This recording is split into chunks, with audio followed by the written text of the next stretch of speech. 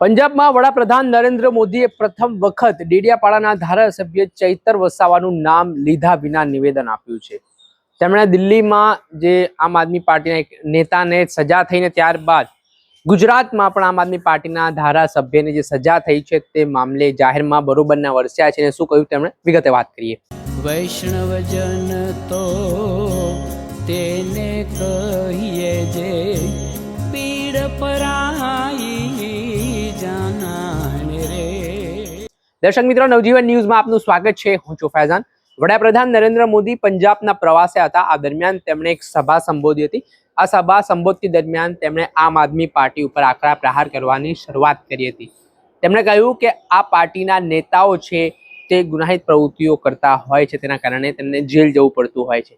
તેમણે આ મામલે દિલ્હીના એક જે આમ આદમી પાર્ટીના નેતા છે તેમને થોડા સમય પહેલા એક હત્યાના કેસમાં કોર્ટ દ્વારા જે કેદની સજા સંભળાવી તે મુદ્દાને લઈને વડાપ્રધાને વાત કરી। ત્યારબાદ ગુજરાતના નર્મદા જિલ્લાના ડેડિયાપાડાના આદિવાસી સમાજના ધારાસભ્ય ચૈતર વસાવાને લઈને પણ વડાપ્રધાન નરેન્દ્ર મોદીએ મોટું નિવેદન આપ્યું છે, જેમાં તેમણે કહ્યું છે કે ડેડિયાપાડાના એક ગુજરાતના આમ આદમી પાર્ટીના એક ધારાસભ્ય છે તેમણે પણ સરકારી અધિકારીને માર્યો હતો, ધમકી આપી હતી ને આ સંદર્ભમાં જે કોર્ટે તેમને સજા સંભળાવી છે છતાં લોકો કોર્ટ સામે સવાલો કરે છે, કોર્ટના ચુકાદા સામે સવાલ ઉઠાવે છે। એટલે વડાપ્રધાન નરેન્દ્ર મોદીનો એ प्रहार सामने આવ્યો છે, आप જોઈ लो।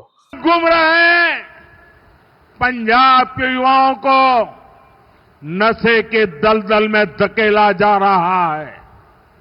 साथियों, आज यहां जो लोग पंजाब की सत्ता में बैठे हैं, ये लोग बहुत घमंड से देश की राजनीति बदलने का दावा करते थे, लेकिन आज इनकी सच्चाई देश देख रहा है।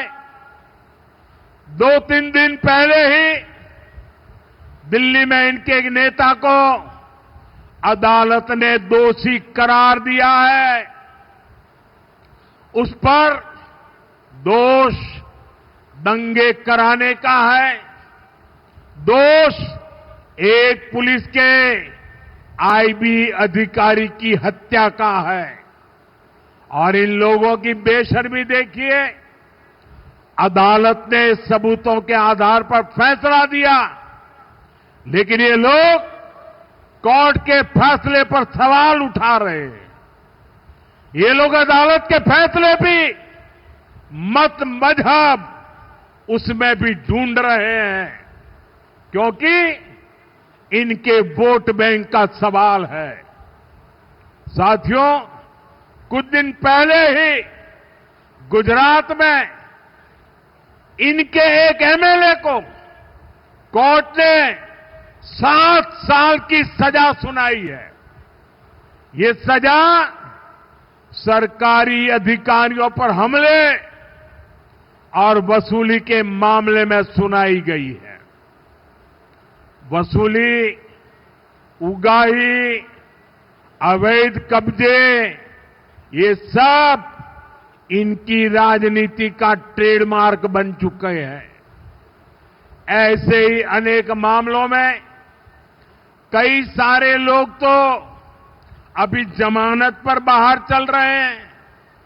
यहां पंजाब में ही देखिए, जिसको स्वास्थ्य मंत्री बनाया उसको घूसखोरी के चलते बर्खास्त करना पड़ा। एक मंत्री पर मनी लॉन्ड्रिंग जैसे गंभीर आरोप है। इनके एमएलए घूस लेते हुए रंगे हाथ पकड़े जा रहे हैं। ऐसे गिनते जाएंगे तो इनकी सरकार और इनकी पार्टी में कम ही लोग मिलेंगे जिन पर कोई दाग न हो।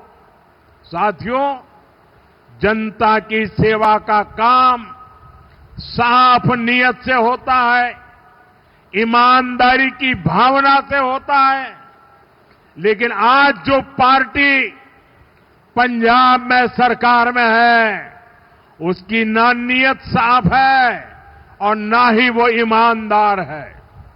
उसकी पहचान ही कट्टर बेईमान पार्टी की है।